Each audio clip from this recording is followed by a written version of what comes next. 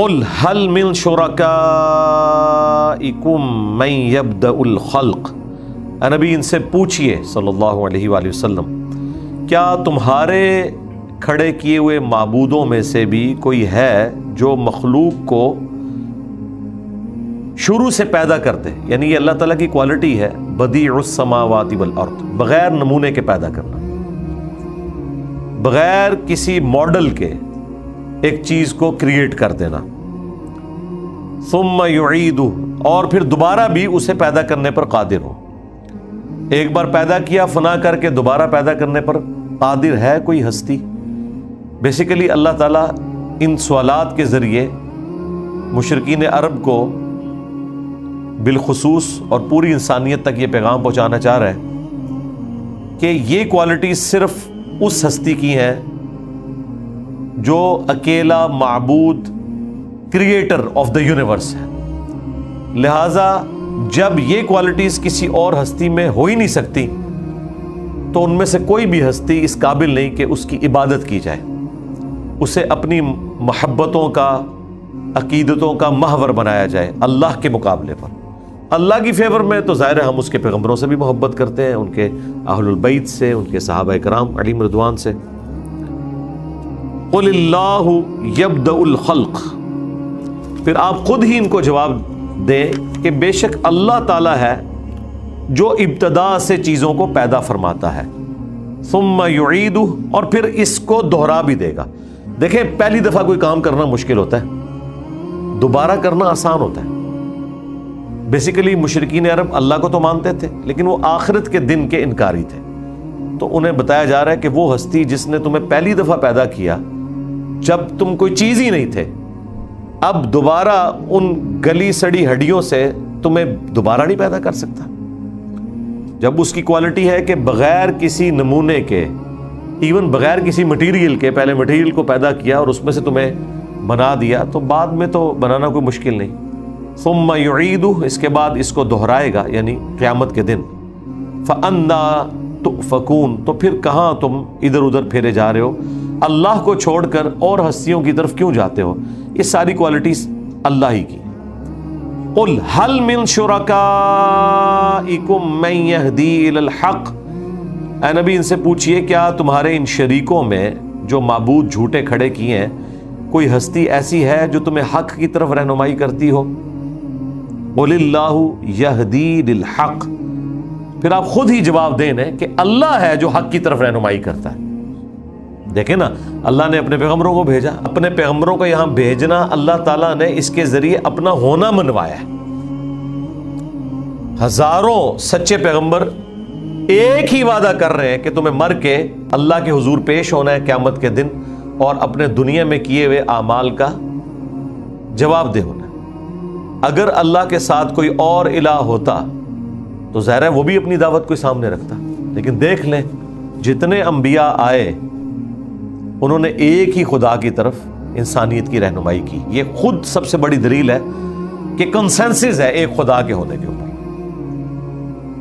جتنے بھی دنیا میں مذاہب موجود ہیں وہ اوپر ایک ہی خدا کو مانتے ہیں، نیچے کسی معاملے میں جزوی شرک کریں یا چھوٹے معبود کھڑے کر لیں یا اولیاء اللہ کے نام پر ان سے حاجتیں مانگیں، لیکن اوپر ایک ہی خدا کو ماننے والے ہیں۔ قل اللہ یہدی للحق، فرما دیجئے اللہ ہی ہے جو حق کی طرف رہنمائی کرتا ہے۔ افمن یہدی الی الحق،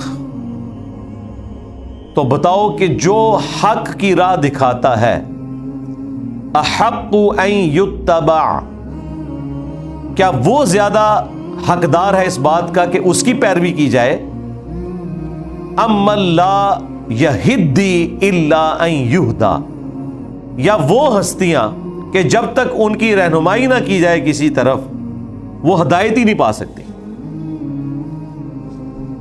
یعنی تعویل خاص کے اعتبار سے تو ان کے جھوٹے معبود ان کو تو خود یہ تراشتے تھے، پھر جب ان کو شفٹ کرنا ہوتا تھا تو انہیں پکڑ کے انہیں شفٹ کرنا پڑتا تھا، سارے معاملات ان کے ساتھ ان کو کرنے پڑتے تھے۔ تو اللہ تعالیٰ فرما رہا ہے کہ ایک وہ ہستی ہے جو لوگوں کو ہدایت دکھاتی ہے، کیا وہ ہستی اس قابل ہے کہ اس کی پیروی کی جائے؟ یا وہ ہستیاں جو کہ خود تمہاری محتاج بنی ہوئی ہیں، جب تک تم انہیں کوئی راستہ نہ دکھاؤ وہ ہدایت بھی نہیں پا سکتی۔ آپ دیکھیں نا، ہمارے پڑوسی ملک میں بڑا دکھ ہوتا ہے کہ آج کے اس ماڈرن دور میں دنیا میں امریکہ کے بعد سب سے زیادہ P H Ds India produce کر رہا ہے، اور وہ پڑھے لکھے جاہل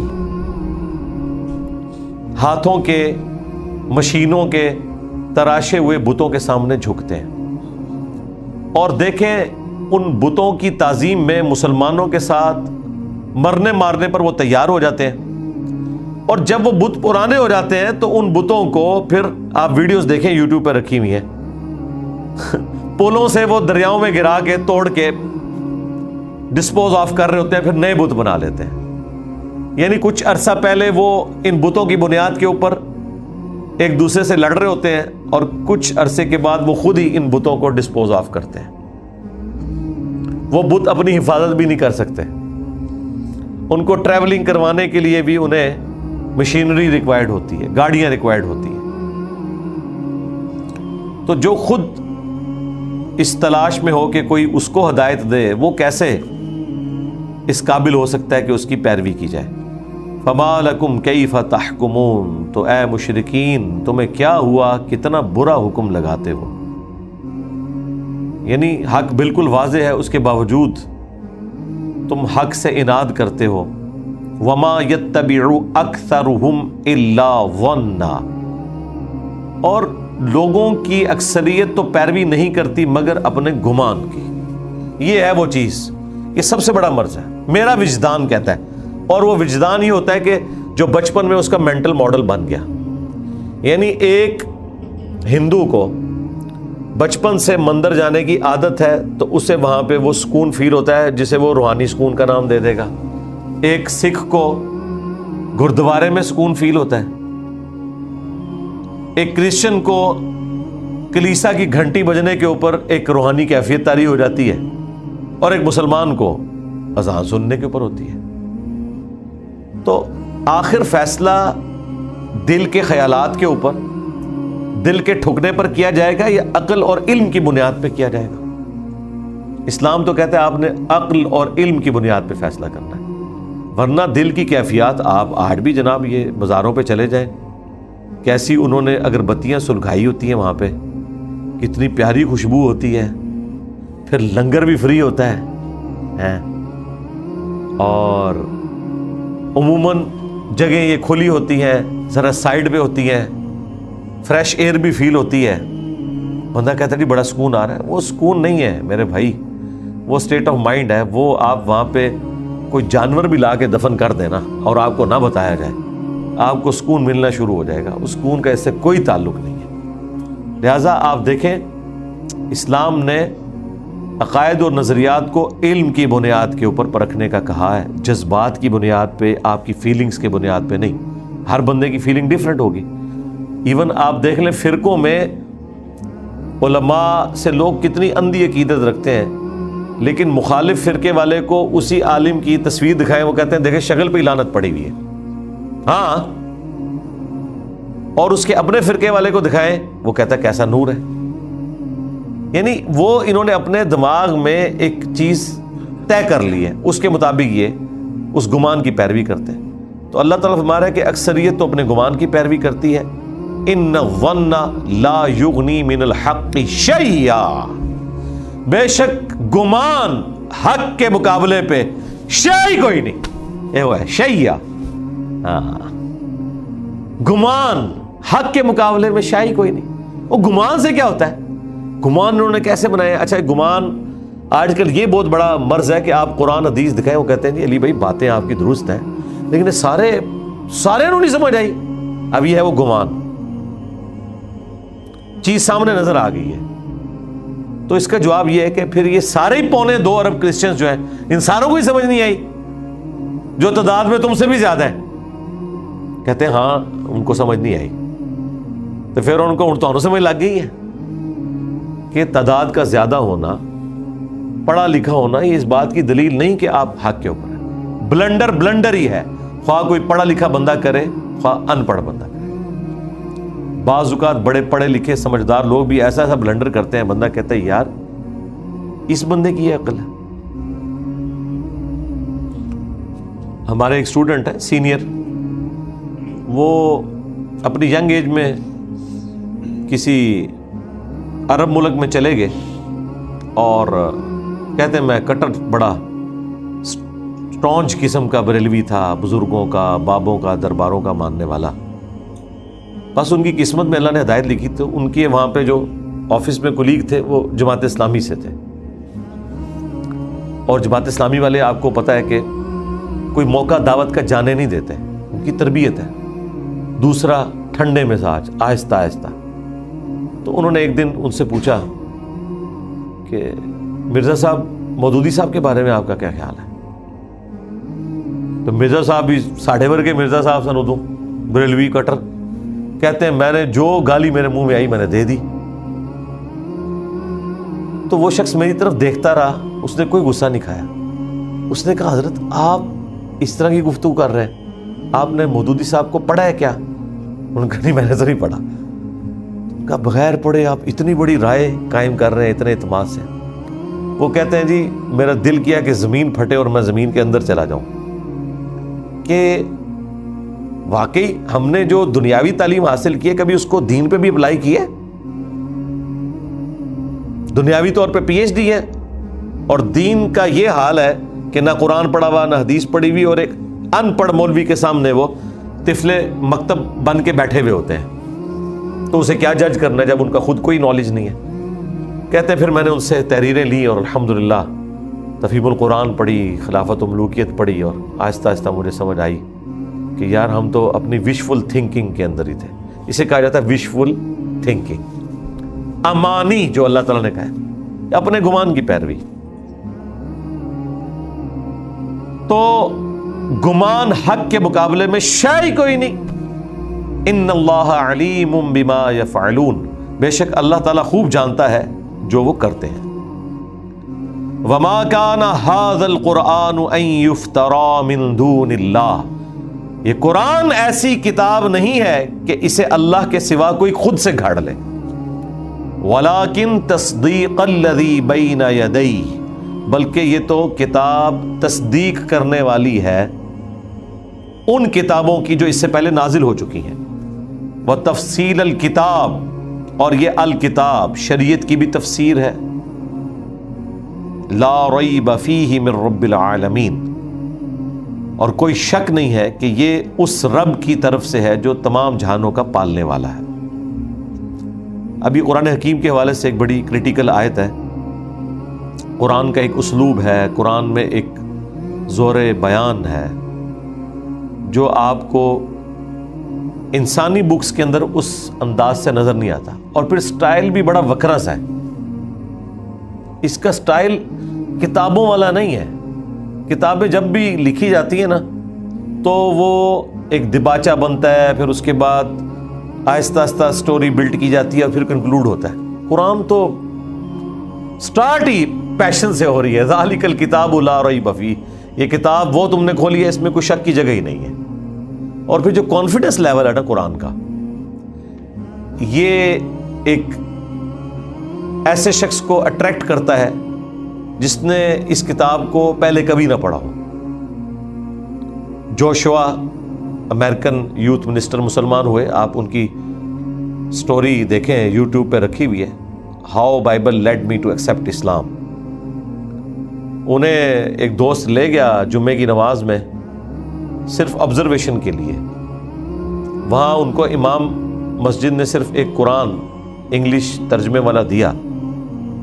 جناب وہ کہتے ہیں میں نے جمعے والے دن لیا، پڑھنا شروع کیا تو رات تک میں قرآن کو اپنا دل دے چکا تھا اور منڈے کی صبح تک پورا قرآن مکمل کر لیا. ہاں شوق کی بات ہے نا. کہتے ہیں میرا انٹرسٹ لوز ہی نہیں ہوا اور مجھے یقین ہو گیا کہ جس پیشن سے یہ بات اس میں کی جا رہی ہے نا، یہ صرف کائنات کا مالک ہی اس طریقے سے گفتگو کر سکتا ہے. بالکل اسٹریٹ فارورڈ، کوئی لگی لپٹی بات نہیں ہے، کوئی منت سماجت نہیں ہے. 2+2=4 والی بات ہوئی بھی ہے، اس کے اندر پیشن ہے. اور پھر اللہ تعالیٰ یہاں پہ جو فرما رہا ہے کہ اگلی کتابوں کی تصدیق ہے. تصدیق دو اعتبار سے ہے. ایک تو یہ تصدیق کر رہی ہے کہ وہ کتابیں بھی اللہ کی طرف سے تھیں، اگرچہ ٹیمپر ہو چکی ہیں لیکن ہے وہ اللہ کی کتابیں. تورات، زبور، انجیل اور باقی حضرت ابراہیم علیہ السلام کے صحائف، موسیٰ علیہ السلام کے صحائف اور باقی انبیاء کے صحیفے. اور دوسرا اس اعتبار سے تصدیق کرنے والی ہے کہ ہمیشہ جو اگلی کتاب گزری ہوتی ہے نا، اس میں بعد میں آنے والی کتاب کی پیشگوئی موجود ہوتی ہے. تو قرآن پریکٹیکلی ان کتابوں کی تصدیق اس حوالے سے کر رہا ہے کہ وہ کتابیں قرآن کی وجہ سے سچی ثابت ہو گئیں کہ ان کتابوں میں تھا کہ آخری پیغمبر آئیں گے، ان پر قرآن نازل ہوگا. تو قرآن نے دنیا میں آ کے ان کی اس پروفیسی کو سچا ثابت کر دیا. اس پروفیسی کو جو اس کے اندر لکھی تھی اسے بھی سچا ثابت کیا، پلس قرآن نے یہ بھی کہا کہ وہ کتابیں اللہ کی کتابیں تھیں. دو طریقے سے تصدیق کر دی. ام یقولون افتراہ، کیا یہ لوگ کہتے ہیں کہ یہ پیغمبر نے خود سے گھڑ لیا؟ قل فأتوا بسورۃ مثلہ، اے نبی ان سے فرماؤ اگر یہ ایسا ہے نا تم بھی کوئی اس سے ملتی جلتی ایک صورت بنا کے لے آؤ. پہلے تو ویسے چیلنج آیا تھا قرآن بناؤ، پھر چیلنج کم ہوا، 10 صورتوں پہ آیا، یہاں پہ ایک صورت تک چیلنج رہ گیا. وَادْعُوا مَنِ اسْتَطَعْتُم مِّن دُونِ اللَّهِ، اور بلا لو اللہ کی سوا جتنی ہستیاں ہیں نا جن کو تم بلا سکتے ہو، ان کنتم صادقین، اگر تم واقعی سچے ہو. اچھا، یہ اب عربی لنگوسٹک جو لوگ جانتے ہیں وہی قرآن کا یہ والا اعجاز فیل کر سکتے ہیں. آج کے دور میں تو ہم سائنٹیفک فیکٹس ایک ذریعہ ہیں جس کے ذریعے جانچ سکتے ہیں کہ ایک ایسا شخص جو آج سے 1400 سال پہلے اس پلانٹ ارتھ پہ آیا آلموسٹ، اس نے ایسی باتیں کی کہ جن میں بہت سی باتیں ایسی ہیں جن کا انسانیت کو ادراک پچھلے 50-60 سالوں میں ہوا. تو یہ ناممکن ہے کہ ایک ایسا شخص جو اتنا عرصہ پہلے گزرا ہے وہ چیزیں بتائے جو آج کے اس ماڈرن دور میں الیکٹرانک مائکروسکوپ کے ذریعے آپ کو پتہ چل رہی ہیں. ماں کے پیٹ میں کن سٹیجز سے بچہ گزرتا ہے، کیا زبردست انداز میں اس کو بیان کیا گیا. اس زمانے میں شاعری عروج پہ تھی، شعراء نے اپنے کلام پھاڑ دیے کہ یہ کیسا کلام ہے، کیسی رقت ہے اس کلام کے اندر، کیسا سوز و گداز ہے. ردیف قافیے بھی پرفیکٹ نہیں ہے جیسا کہ شاعری میں ہوتے ہیں، لیکن ایک ردم بھی موجود ہے، آزاد نظم والا سٹائل ہے. اور پھر کیا پیشن ہے، کیا ٹو دی پوائنٹ گفتگو ہے، اور سب سے بڑھ کر کوئی اختلاف نہیں ہے. اتنی موٹی کتاب میں تو اپنی سٹیٹمنٹس کے اندر ہی کنفلکٹ آ جاتا ہے. پھر کئی پیش گوئیاں جو قرآن نے کی وہ بعد میں پوری بھی ہوگی، جس طرح سورہ روم میں آیا کہ عنقریب رومی دوبارہ سے غالب آ جائیں گے پرشینز کے اوپر 10 سالوں کے اندر، اور وہ آ بھی گئے. اس طرح کی کئی چیزیں. تو اللہ تعالیٰ فرما رہا ہے کہ اگر تم سچے ہو تو اللہ کے سوا جتنی ہستیاں ہیں نا انہیں پکار لو، ان کنتم صادقین، اگر تم واقعی سچے ہو. بل کذبوا بما لم یحیطوا بعلمہ، بلکہ انہوں نے تو جھٹلا دیا اس چیز کو جس کا یہ اپنے علم سے احاطہ نہیں کر سکے. ولما یأتہم تأویلہ، جبکہ ان کے پاس اس کا انجام آ چکا تھا. یعنی وہی بات ہے کہ انہوں نے اپنے علم کو پازیٹیولی یوز کرنے کی بجائے مذاق اڑانا شروع کر دیا. اب دیکھ لیں خالد ابن ولید کے جو والد تھے ولید ابن مغیرہ، اتنے انٹیلیجنٹ آدمی تھے، ان کے بارے میں سورہ المدثر میں آتا ہے. یعنی وہ اس رزلٹ پہ پہنچ چکے ہوئے تھے کہ یہ کوئی عام کلام نہیں ہے، اس کے باوجود ضد اور ہٹدرمی کی، اور اینڈ پہ یہ کہہ دیا کہ یہ ایک جادو ہے جو چلتا آ رہا ہے، اپنے دل کو جھوٹی تسلی دینے کے لیے. حالانکہ قرآن حکیم میں جو پیشن تھا ان کے ساتھ کے لوگوں نے ان چیزوں کو ایکسیپٹ بھی کیا. تو اللہ تعالیٰ فرما رہا ہے کہ یہ اپنے علم سے احاطہ نہیں کر سکے، جبکہ ان کے پاس آ گیا قرآن، یعنی اگلی کتابوں کی تصدیق کرتا ہوا بھی، اور پھر اپنے انداز گفتگو سے اپنا آپ منواتا ہوا. کذالک کذب الذین من قبلہم، اس طریقے سے ان سے پہلے لوگوں نے بھی جھٹلایا اپنے وقت کے پیغمبروں کو، ان کی وحی کو، فانظر کیف کان عاقبۃ الظالمین، تو دیکھو پھر ہم نے ان ظالموں کے ساتھ کیا سلوک کیا۔ اور وہ مشرکین عرب کو پتہ تھا، جب وہ شام تجارت کے لیے جایا کرتے تھے تو ان کھنڈرات سے گزرتے تھے جن میں وہ قومیں آباد تھیں، عاد اور سمود، جو پیغمبروں کی نافرمانی کرنے کے سبب تباہ و برباد کر دی گئی۔ وَمِنْهُمْ مَنْ يُؤْمِنُ بِهِ، اور ان میں سے کچھ ایسے ہیں جو اس پر ایمان لائیں گے، وَمِنْهُمْ مَنْ لَا يُؤْمِنُ بِهِ، اور کچھ ایسے بھی ہوں گے جو ایمان نہیں لائیں گے۔ وَرَبُّكَ أَعْلَمُ بِالْمُفْسِدِينَ، اور تیرا رب خوب جانتا ہے کون فسادی ہے۔ یعنی کچھ لوگ تو ایسے ہیں جو سوئے ہوئے ہیں، وہ انشاءاللہ ایک نہ ایک دن جاگ جائیں گے، اور کچھ فسادی ہیں جنہیں پوری بات سمجھ آئی ہوئی ہے، اس کے باوجود وہ ہٹ درمی کی وجہ سے قائم ہے اپنے ان غلط نظریات کے اوپر، اور پھر اپنے آپ کو جھوٹی تسلیاں بھی دیتے ہیں۔ کس طریقے سے دیکھیں نا، ابو جہل جو ہے وہ باقاعدہ اللہ تعالیٰ سے دعائیں کر رہا تھا غزوہ بدر میں، مسلمان بھی اللہ سے کر رہے تھے، اور نعوذ باللہ وہ کہتا تھا کہ اس کو ہلاک کر جس نے بھائی کو بھائی سے جدا کیا۔ تو پریکٹیکلی تو ایسا ہوا ہے، بھائی سے جدا ہوا، جنگ میں ایک طرف باپ ہے دوسری طرف بیٹا ہے، یہ تو ہوگا بھائی، جب حق اور باطل کی کشمکش ہوگی تو پھر اس لیول تک جانا ہوگا۔ اور پھر ایک دعا تو قرآن میں نقل ہوئی ہے سورۃ الانفال میں کہ اے اللہ اگر واقعی یہ قرآن حق ہے تو آسمان سے اب پتھر نازل فرما، اے اللہ ہم تیرے بندے ہیں، ابھی فیصلہ کر دیں، ہم تو تیرے ساتھ مخلص ہیں۔ اور پھر پتھر نازل نہیں ہوتے تھے، کہتے تھے دیکھو یہ سچا ہوتا تو ابھی پتھر اوپر سے آتا۔ پھر اللہ نے اس کا بھی جواب دیا، دیکھو رپلائی ٹو کرنا پیدا جائے۔ ہاں، اللہ نے بھی سینکڑوں جگہ پر رپلائی ٹو کیا ہے، کیونکہ اس سے جو بھولے بالے لوگ ہوتے ہیں نا وہ رائے راست سے ہٹنا شروع کر دیتے ہیں۔ پھر اللہ تعالیٰ نے فرمایا کہ بھائی حالانکہ اس سے پہلے قرآن حکیم میں درجنوں آیات موجود تھیں جس میں اللہ کی سنت بتائی گئی تھی کہ اللہ کا یہ اصول ہے، جب کبھی پیغمبر آتا ہے تو دو پارٹیاں بن جاتی ہیں، ایک پیغمبر کے ماننے والی، ایک مخالفین۔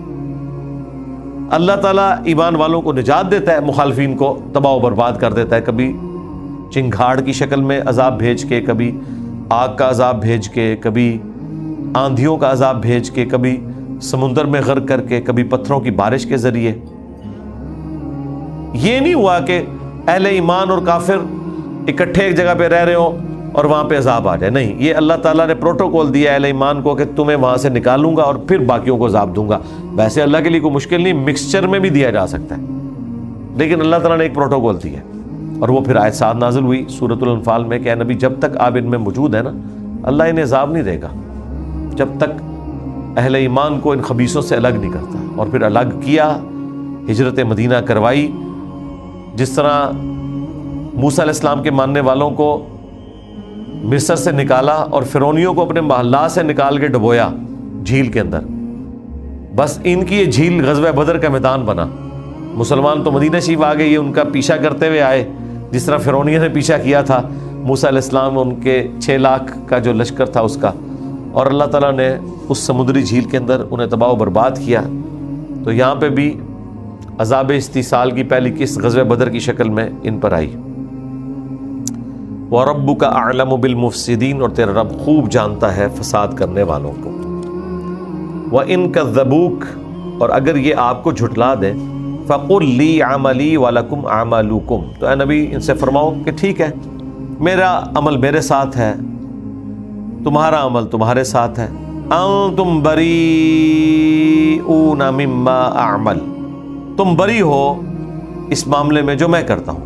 وَأَنَا بَرِيءٌ مِّمَّا تَعْمَلُونَ، اور میں بری ذمہ ہوں جو کچھ تم کرتے ہو، میرا کام تو صرف پہنچانا تھا۔ ٹھیک ہے، اب یہ کتنا ظلم ہے کہ آپ دعوت کے خلاف کھڑے ہو گئے ہیں، جبکہ وہ دائی یہ کہہ رہا ہے کہ یہ میری دعوت تھی، جس نے قبول کر لی وہ میرے ساتھ آ جائے، جس نے قبول نہیں کرنی اس کی اپنی مرضی ہے، آخرت میں بھگتے گا۔ پھر بھی آپ اس کو دعوت نہ لانچ کرنے دیں۔ یہ اس کے جواب میں کہ ٹھیک ہے یار، تم نے بھی تو ایک عقیدہ رکھا ہے نا، ہم تو نہیں تمہیں زبردستی ڈنڈے کے زور پر یا تلوار کے زور پہ کہتے ہیں کہ تم ہمارا مذہب اختیار کرو، تو یار پھر ہمیں بھی کام کرنے دو۔ جو ہمارا گلہ بھی ہے مولویوں کے ساتھ، یار ٹھیک ہے، ہم نے ایک دعوت لانچ کی ہے، ہم ویڈیوز میں ریفرنسز دکھا کے امت کو قائل کر رہے ہیں، تم بھی قائل کرو۔ یہ کیا بات ہوئی کہ روند مارنا شروع کر دو، پچ کھود دو؟ یہ تو زیادتی والی بات ہے۔ وَمِنْهُمْ مَنْ يَسْتَمِعُونَ إِلَيْكَ، اور ان میں سے ایسے ہیں بعض جو تمہاری طرف کان لگاتے ہیں۔ أَفَأَنْتَ تُسْمِعُ الصُّمَّ وَلَوْ كَانُوا لَا يَعْقِلُونَ، تو کیا آپ ان بہروں کو سنائیں گے جبکہ وہ کچھ سمجھتے ہی نہ ہو؟ یہاں فزیکل بہرا ہونا مراد نہیں ہے، بطورا ہونا، جنہوں اسی پنجابی چ کہنے ہیں، یعنی وہ کان سن رہے ہیں بس وہ سن نہیں رہے ہیں، اینالائز نہیں کر رہے ان کو۔ حالانکہ کان سنے تو دماغ میں جا کے بات سٹرائک کرنی چاہیے۔ وہ صلاحیت تو انسان کو اللہ تعالیٰ نے دماغ میں دی ہے یا دل میں دی ہے، تو بس سننے کا ایسا سنتے ہیں، جس طرح باقی کوئی میوزک چل رہا ہے یا کسی جانور کی آواز آ گئی ہے تو ٹھیک ہے بس سن رہے ہیں، اس سے زیادہ کچھ نہیں، اسے سمجھنے کی، اللہ کو سیریس لینے کی کوشش نہیں کرتے۔ اچھا یہ کیٹیگری آج بھی موجود ہے، آپ ایک ہی مجلس میں ایک بات کریں، کچھ لوگوں پہ کبھی طاری ہو جائے گی، کچھ جیسے ہیں ویسے ہی رہیں گے، بس وہ صرف سن رہے ہوتے ہیں۔ ایک آواز ہوتی ہے، اس کا معنی کیا ہے، اس کا فارم کیا ہے، اسے سیریس لینا ہے نہیں لینا، اس طرف کوئی توجہ نہیں۔ تو اللہ تعالیٰ فرما رہا ہے کہ ان عقل کے اندھوں کو آپ کیا سنائیں گے، یہ تو سننے کے موڈ میں ہی نہیں۔ وَمِنْهُمْ مَن يَنظُرُ إِلَيْكَ، اور ان میں سے بعض ایسے ہیں جو آپ کی طرف دیکھتے ہیں۔ أَفَأَنْتَ تَهْدِي الْعُمْيَ وَلَوْ كَانُوا لَا يُبْصِرُونَ، کیا آپ انہیں ہدایت دیں گے کہ جو اندھے ہیں اور کچھ نہیں دیکھ سکتے؟ اچھا آنکھیں ہیں، دیکھ رہے ہیں، بس وہ دیکھ ہی رہے ہیں۔ اچھا ایسے لوگ آپ نے دنیا میں آبزرو کیے ہوں گے، آپ پورا سمجھائیں اینڈ ہیں کہ کیا جے، ہاں خصوصاً جب سے یہ چھتر موبائل والی بیماری آئی ہے نا، یہ موبائل ٹچ سکرین، یہ تو آپ دیکھیں، یہ تو مطلب ایک ایسی اس کی نوسط پڑی ہوئی ہے کہ لوگ اس کے اندر مشغول ہوتے ہیں۔ آپ بات کر رہے ہیں، وہ سن رہے ہیں، تھوڑی دیر میں کہیں گے ہیں، تو اس کا بہتر حال یہی ہے کہ آپ ان کو فون ہی ملا لیں۔ یہ میں آپ کو پریکٹیکلی بتا رہا ہوں، ہمارے آفیسز میں یہ بڑی آنر کی بات ہے کہ ایک آفیسر دوسرے آفیسر کے ٹیبل پہ جا کے اس سے کوئی چیز ڈسکس کرتا ہے، آفس کے میٹرز۔ ایک بندہ اپنی کرسی چھوڑ کے تمہارے سامنے آ کے کرسی پہ بیٹھا ہے، تم رسپیکٹیبل جگہ پہ بیٹھے ہو، تو وہ ٹائم نکال کے ہے نا، اس دوران آپ کا فون بجتا ہے، تو ٹاپ پرائرٹی تو اس بندے کی ہے جو فزیکلی آپ کے سامنے ہے، نہ کہ اس فون کی۔ فون تو وہ بھی کر سکتا تھا، لیکن بعض ایسے بے شرم ہوتے ہیں، وہ 15-20 منٹ تک فون سنتے رہتے ہیں اور ان لوگوں کو ویٹ کرواتے ہیں۔ تو اس کا مطلب ہے اسے بھی چاہیے تھا کہ وہ آنے کی بجائے وہاں سے فون ملا لیتا، یہی رزلٹ ہے نا۔ تو اس لیے جو بندہ فزیکلی آ جائے اسے رسپیکٹ دی جائے، اس کی پرائرٹی ہونی چاہیے، اسے پروٹوکول دیں۔ ایک بندے کے ساتھ آپ چیٹنگ لگے ہوئے ہیں اور ایک بندہ آپ کو ملنے آیا اور آپ سے بات کر رہا ہے کہ حضرت مجھے آپ سے ایک کام ہے، آپ تھوڑی دیر ہیں، یہ تو بیسک اخلاقیات کے خلاف ہے۔ تو یہاں پہ بھی نبی علیہ السلام کے مبارک زمانے میں بھی، اے نبی آپ کیا ایسے لوگوں کو ہدایت دے سکتے ہیں جو اندھے بنے ہوئے ہیں اور کچھ دیکھ نہیں سکتے، آنکھیں ہیں لیکن وہ دیکھنے کا سا دیکھنا نہیں دیکھتے۔ ان اللہ لا یظلم الناس شیئا، بے شک اللہ تعالیٰ لوگوں پر ذرے کے برابر بھی ظلم نہیں کرتا۔ ولکن الناس انفسہم یظلمون، بلکہ لوگ یہ ہیں جو خود اپنے اوپر ظلم کر لیتے ہیں۔ اللہ تعالیٰ تو نہیں چاہتا کہ اس کے بندے جہنم میں جائیں، لیکن اللہ نے تمام صلاحیتیں دیں، وہ یوز ہی نہیں کرتے اور جہنم کے حقدار ٹھہرے ہوئے۔ وَيَوْمَ يَحْشُرُهُمْ، اور قیامت کے دن جب اللہ تعالیٰ انہیں جمع کرے گا، كَأَن لَّمْ يَلْبَثُوا إِلَّا سَاعَةً مِّنَ النَّهَارِ، تو وہ یہ تو اتنا ہی گمان کریں گے کہ وہ دنیا میں دن کے کچھ حصہ ہی انہوں نے دنیا میں گزارا۔ يَتَعَارَفُونَ بَيْنَهُمْ، ایک دوسرے کو یوں دیکھ رہے ہوں گے اور پہچاننے کی کوشش کریں گے۔ قَدْ خَسِرَ الَّذِينَ كَذَّبُوا بِلِقَاءِ اللَّهِ، بے شک گھاٹا کھا گئے وہ لوگ جو اللہ کی ملاقات کے معاملے میں روگردانی کرتے رہے، اس حق کو جھٹلاتے رہے۔ وَمَا كَانُوا مُهْتَدِينَ، اور نہ ہی وہ ہدایت یافتہ تھے دنیا میں۔ وَإِمَّا نُرِيَنَّكَ بَعْضَ الَّذِي نَعِدُهُمْ، اور اے نبی اگر ہم آپ کو آپ کی زندگی میں ہی دکھا دیں وہ وعدے جو ہم آپ سے کرتے رہے ہیں ان کافروں کے بارے میں کہ ان پر بھی عذاب آئے گا جس طرح اگلی قوموں پر عذاب آیا انبیاء کے جھٹلانے پر، او نتوفینک، یا اس سے پہلے ہی آپ کو ہم وفات دے دیں، فإلینا مرجعہم، تو ہماری طرف ہی انہیں لوٹ کر آنا ہے، ثم اللہ شہید علی ما یفعلون، پھر اللہ تعالیٰ ہی گواہ ہوگا جو یہ اعمال کیا کرتے تھے دنیا کے اندر۔ دیکھیں یہ جو اللہ کا ڈیوائن پلان ہے نا، یہ صرف اللہ جانتا ہے۔ اب نبی کے ساتھ کس طرح گفتگو ہو رہی ہے کہ یہ جو ہم نے دھمکیاں دی عین ممکن ہے آپ کی زندگی میں ہم آپ کو دکھا بھی دیں کہ آپ کے مخالفین کس طرح تباہ و برباد ہوئے، اور اگر ہم نے یہ فیصلہ کیا کہ آپ کو موت دینی ہے تو بعد میں ان پہ عذاب تو آئے گا، اور اگر دنیا میں نہ بھی آیا آخرت میں تو انہوں نے ہمارے حضور پیش ہونا ہی ہے۔ وَلِكُلِّ أُمَّةٍ رَسُولٌ، اور ہر امت کے لیے کوئی نہ کوئی ڈر سنانے والا ہوتا ہے رسول۔ فَإِذَا جَاءَ رَسُولُهُمْ، تو پس جب رسول آ جاتے ہیں نا، قُضِيَ بَيْنَهُمْ بِالْقِسْطِ، تو ان کے درمیان فیصلہ کر دیا جاتا ہے انصاف کے ساتھ، وَهُمْ لَا يُظْلَمُونَ، اور پھر ان پر ظلم نہیں ہوتا۔ رسول کے آنے کے بعد فیصلہ ہوتا ہے، انبیاء کے آنے کے بعد فیصلہ نہیں ہوتا۔ انبیاء صرف داعی ہوتے ہیں، وہ سمجھ لیں رسولوں کے دین کے مجدد ہوتے ہیں، جو کمزوریاں آتی ہیں وہ دور کرتے ہیں، دھمکی نہیں لگاتے، وہ صرف یہ کہتے ہیں کہ یہ کر لو یہ اجر ملے گا، یہ نہیں کرو گے پکڑے جاؤ گے۔ لیکن رسول آگے کہتا ہے کہ مجھے مانو، مجھ پہ ایمان لاؤ، اگر نہیں کرو گے تو بڑے دن کا عذاب تمہیں آ پکڑے گا۔ اور پھر وہ رسول کے آنے کے بعد اللہ تعالیٰ فرماتا ہے ہم فیصلہ کرتے ہیں، وَمَا كُنَّا مُعَذِّبِينَ حَتَّى نَبْعَثَ رَسُولًا، ہم کبھی بھی عذاب نہیں دیتے جب تک کہ رسول بھیج کے حجت نہ تمام کرتے۔ یہ اللہ کی سنت ہے۔ كَتَبَ اللَّهُ لَأَغْلِبَنَّ أَنَا وَرُسُلِي، ہم نے یہ طے کر لیا کہ غالب رہیں گے ہمارے رسول، اللہ تعالیٰ کے رسول ہی غالب رہیں گے اس کے مخالفین کے اوپر۔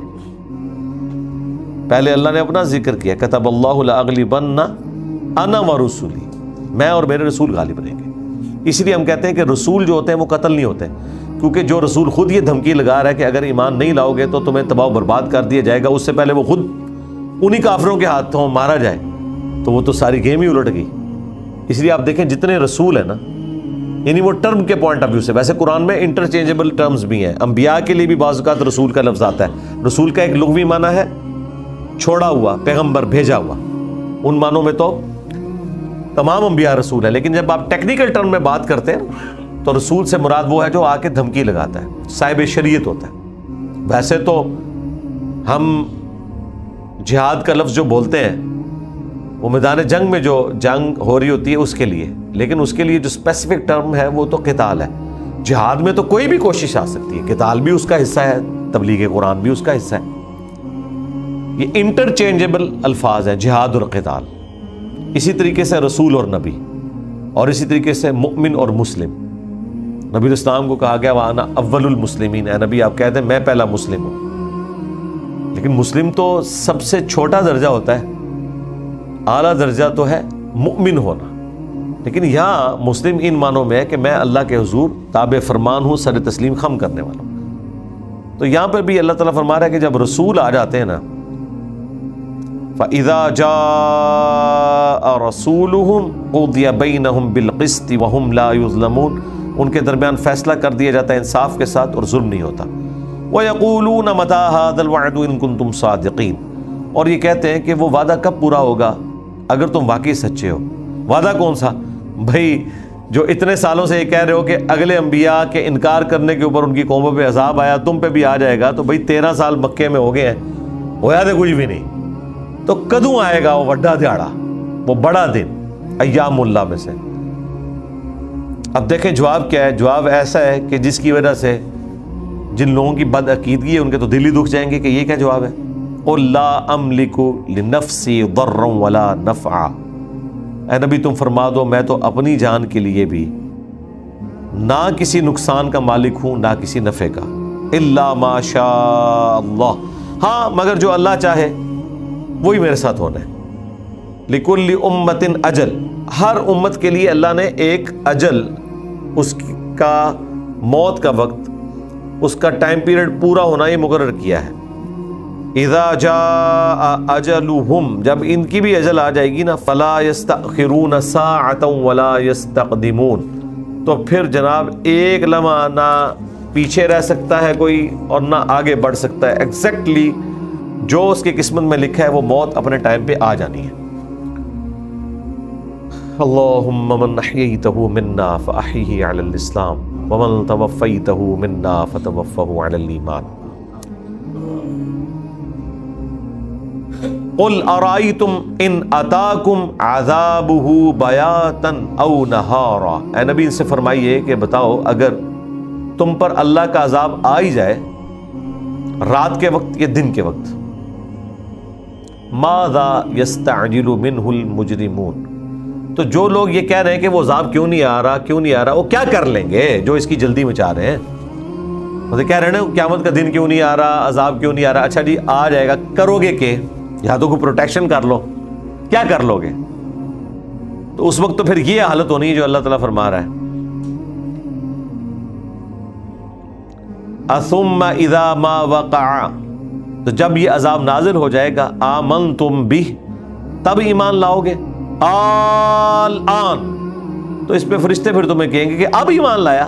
وقد کنتم بہ تستعجلون، جبکہ اس سے پہلے تو بڑا عذاب کی دھمکیاں لگاتا تھا کہ لے آ دیکھی جائے گی، اور اب تو ایمان کی دعائیں دے رہا ہے لیکن اس وقت ایمان قبول نہیں ہوگا. وہ ترمذی میں حدیث ہے کہ موت کے غرغرے سے پہلے ایمان لانا قبول ہے. اور آپ دیکھ لیں فرعون بھی جب ڈوبنے لگا تھا اس نے بھی یہی کہا تھا کہ میں ایمان لایا موسیٰ اور ہارون کے رب پر، بنو اسرائیل کے رب کے اوپر. تو ادھر بھی اللہ تعالیٰ کے یہی الفاظ ہیں، الآن، اب لایا ایمان، اب اس کا موقع ختم ہو چکا. ثم قیل للذین ظلموا، پھر ان ظالموں سے کہا جائے گا، ذوقوا عذاب الخلد، چکھو اب ہمیشہ کی جہنم کا عذاب کا مزہ. هل تجزون الا بما کنتم تکسبون، تو دیکھو بدلہ تمہیں نہیں دیا جائے گا مگر انہی اعمال کا جو تم نے دنیا میں کیے تھے. یعنی یہ اپنی کیتی ہیں کہ آئیاں جے، یہ نہیں ہے کہ کسی کے اعمال کا وبال تم پہ پڑا ہے، یہ دنیا میں تم نے ہی اعمال کیے تھے.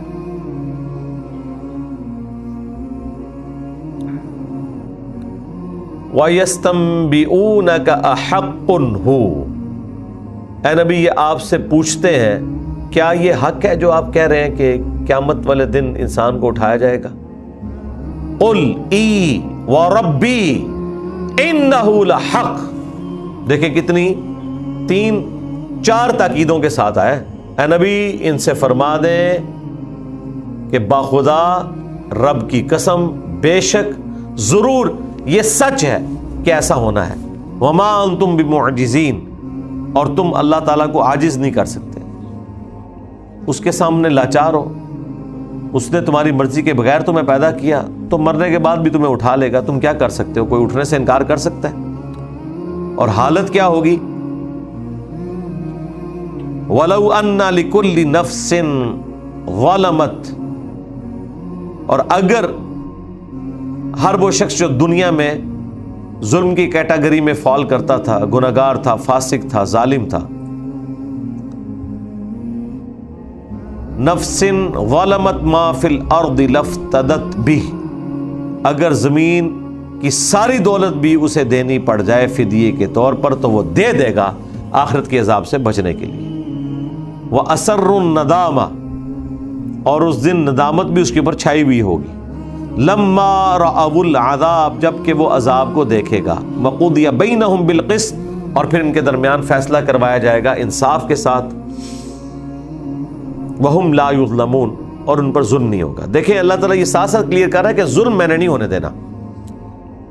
یہ نہیں ہو سکتا کہ اللہ تعالیٰ کوئی نعوذ باللہ فنیٹک ہے کہ کسی کی سزا کے اوپر ضرورت سے زیادہ غصہ نکال دے. نہیں، عدل کے ساتھ چلے گا. ہاں اس میں ڈھیل ضرور دے سکتا ہے کہ عذاب زیادہ تھا کم، لیکن یہ نہیں ہو سکتا کہ جو آپ کا ڈیزرونگ عذاب نہیں تھا وہ آپ کو دے. ایسا نہیں ہوگا. الا ان للہ ما فی السماوات والارض، خوب آگاہ ہو جاؤ کہ بے شک جو کچھ آسمانوں کے اندر ہے اور جو کچھ زمینوں میں، آسمانوں اور زمین کے اندر جو کچھ ہے وہ اللہ ہی کا ہے. الا ان وعد اللہ حق، اور یہ بھی آگاہ ہو جاؤ کہ بے شک اللہ کا وعدہ سچا ہے، ولکن اکثرہم لا یعلمون، لیکن اکثر لوگ اس حقیقت سے ناواقف ہیں۔ یہ جان بوجھ کے مکرے بنے ہوئے ہیں۔ کیا حقیقت؟ کہ اللہ تعالیٰ مردوں کو زندہ کر لے گا۔ هو یحیی و یمیت، وہی زندہ کرتا ہے، وہی موت دیتا ہے۔ وَإِلَيْهِ تُرْجَعُونَ، اور تمہیں بھی مر کے اسی کی طرف لوٹنا ہے۔ اب میرے بھائیو، اگلی دو آیات بڑی کرٹیکل ہیں۔ قرآن حکیم کی تعریف کے اعتبار سے چند جو بہترین جگہ ہیں قرآن میں، ان میں سے یہ دو آیات ہیں۔ یا ایھا الناس، اے پوری انسانیت، قد جاءتکم موعظۃ من ربکم، بے شک تمہارے پاس تمہارے رب کی جانب سے ایک واضح و نصیحت والی کتاب آ گئی، وشفاء لما فی الصدور، اور یہ وہ کتاب ہے کہ جس کے اندر سینوں کے چھپے ہوئے جو امراض ہیں ان کا علاج ہے۔ شرک، بغض، کینہ، وہ ساری چیزیں جو اندر کی بیماریاں ہیں ان کا علاج ہے۔ یہ بیماریوں سے مراد وہ والی بیماری نہیں ہے کہ آپ اس کا تعویذ گھول کے پینا شروع کر دیں، وہ ایک سائیڈ بینیفٹ ہے کہ اگر کوئی آیات پڑھ کے دم کر دے، وہ الگ چیز ہے۔ لیکن یہاں اس سے مراد ہے روحانی شفا، یعنی اس سے استفادہ کرنا۔ موعظۃ من ربکم وشفاء لما فی الصدور وہدی ورحمۃ للمؤمنین، اور یہ کتاب ہدایت ہے اور رحمت ہے ان لوگوں کے لیے جو بات ماننا چاہیں، ایمان لانا چاہیں، یا ایمان والے ہیں جو واقعی سیریس ہیں اللہ کے لیے۔ اب وہ شعراء فاق آیت آ رہی ہے جو میلاد کے جلسے جلوسوں میں پڑھی جاتی ہے، میلاد کو ثابت کرنے کے لیے جو مروجہ ہے۔ ایک تو وہ میلاد ہے جو صحیح مسلم میں آیا کہ نبی علیہ السلام پیر کا روزہ رکھتے تھے۔ پوچھا گیا آپ پیر کا روزہ کیوں رکھتے ہیں؟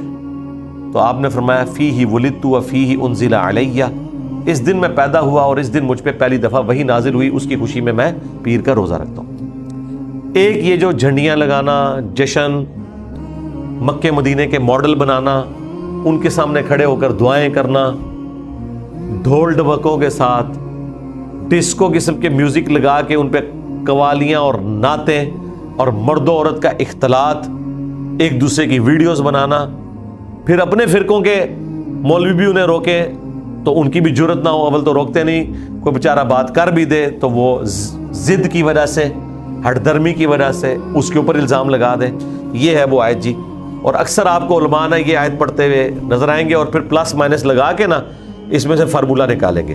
قل بفضل اللہ، اے نبی ان سے فرما دیجئے کہ اللہ کے فضل ملنے پر، یہ کس فضل کا یہاں پہ ذکر ہو رہا ہے؟ قرآن جو پہلے گزر چکا، اسی آیت سے پچھلی آیت میں، اے لوگوں تمہارے پاس اللہ کی طرف سے ایک واضح و نصیحت والی کتاب آ گئی ہے جس میں دلوں کے روگ کا علاج ہے، اور وہ ہدایت ہے اور رحمت ہے ایمان لانے والوں کے لیے۔ اس کانٹیکس میں کہا جا رہا ہے قل بفضل اللہ، تو اے نبی فرما دیجئے کہ یہ محض اللہ کے فضل سے جو کتاب نازل ہوئی ہے، وبرحمتہ، اور اس کی رحمت سے، فبذالک فلیفرحوا، تو چاہیے کہ خوب خوشیاں منائیں اس کتاب کے ملنے پر۔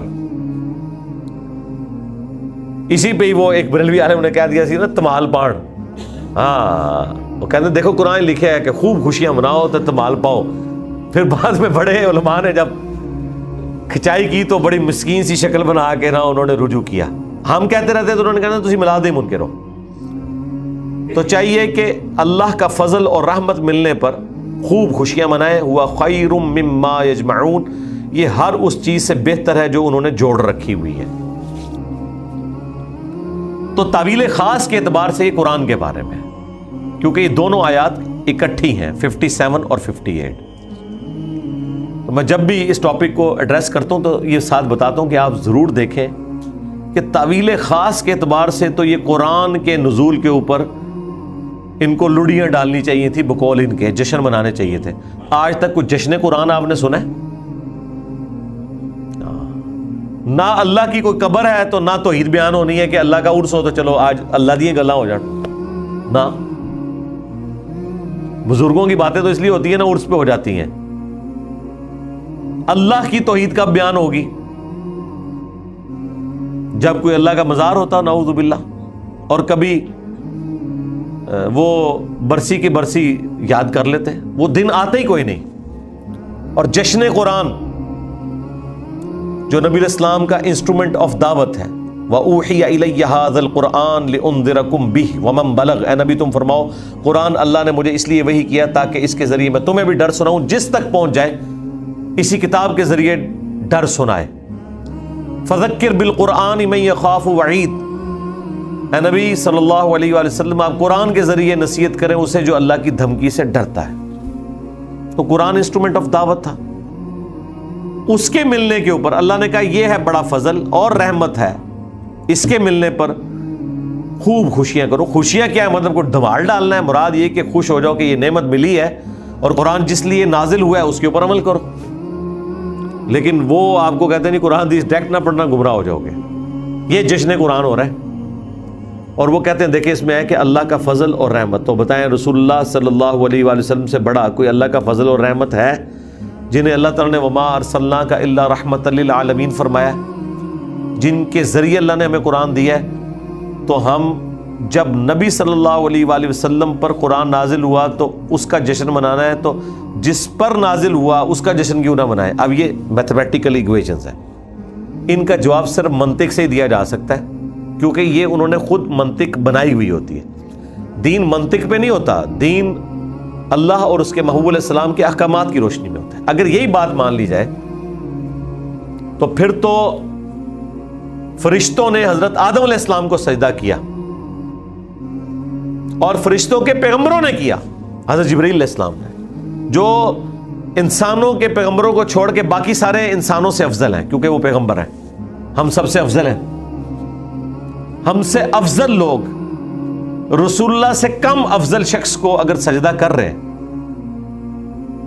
تو ہمیں بھی کرنا چاہیے۔ پھر لاجیکلی اگر اس طرح لاجک کھڑی کی جائے تو ایسا نہیں ہو سکتا، ہم نے شریعت کے حکم کو فالو کرنا۔ جشن قرآن اور جشن میلاد نبی الاسلام نے پیر کا روزہ رکھ کے منایا، اور دیکھیں دونوں کو اکٹھا جمع کیا، فیہ ولدت و فیہ انزل علیہ، صحیح مسلم کی حدیث، اس دن میں پیدا ہوا اور اس دن مجھ پہ پہلی دفعہ وحی نازل ہوئی۔ اس کے شکرانے کے طور پر نبی الاسلام ہر پیر کو روزہ رکھتے تھے۔ تو اللہ تعالیٰ مارا ہے کہ اللہ کا فضل اور رحمت ملے، یعنی قرآن اور چلے کرالری کے طور پر نبی الاسلام بھی، تو خوشیاں منانی، اور خوشیاں یہ ہے کہ ان کی تعلیمات پر عمل کرنا ہے۔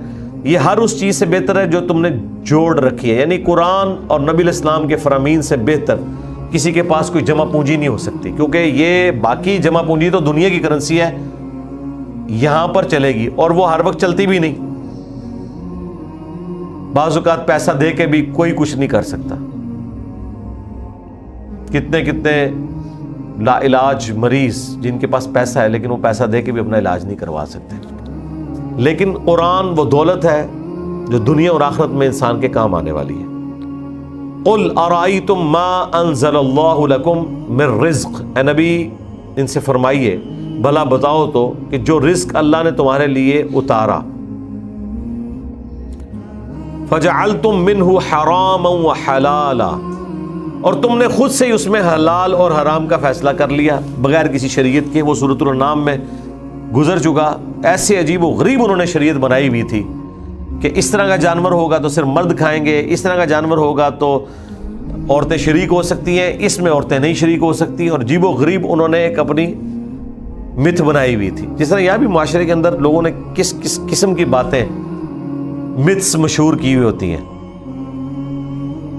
آپ دیکھیں سو کے اٹھتے ہیں تو بستر لپیٹ دیتے ہیں، کہتے ہیں جی شیطان آ جائے گا اس پہ۔ اسی طریقے سے نماز پڑھنے کے بعد جائے نماز کا ایک کونا موڑ دیتے ہیں، کہتے ہیں جی شیطان نماز پڑھتا ہے۔ کبھی ان کو کسی نے اس طرف توجہ نہیں دلائی کہ یار یہ تم کتنا بڑا کلیم کر رہے ہو کہ شیطان وہ مردود شخصیت ہے کہ تمام پیغمبر مل کے اسے اللہ کا مطیع نہیں بنا سکے ہیں، اور تیرا مسلح اتنا خطرناک ہے بلکہ خطرے ناک ہے۔ بس جھوٹ مشہور کیے ہوئے اور اس پہ چل رہا ہے، ایسی ایسی باتیں پبلک کے اندر مشہور کر دی ہیں اور وہ دین کے نام کے اوپر کی۔ جمعرات والے دن روحیں آتی ہیں، اگر آپ نے لنگر نہ دیا تو وہ دکھی ہو کے جائیں گی. وہ زندہ روحاں دی گل کر رہے ہوندے نے. مولوی جنہوں کھواندے نے، جنہوں نے جمعراتیں لگائی ہوئی، انہوں نے ایک اپنے ذریعے بنائے ہوئے ہیں. پورا سلیبس ہے، جمعراتیں الگ سے ہیں، پورا ہفتہ کور کیا، مہینے بعد 11ویں رکھ لی ہوئی ہے. ہاں دیکھیں نا، لہذا مہینے میں بھی جیسا تبلیغی جماعت نے کہا نا مہینے میں 3 دن لگائے، سال میں 40 دن لگائے، انہوں نے اپنے دن پورے رکھے ہوئے کسی نہ کسی ایکٹیویٹی کے بہانے.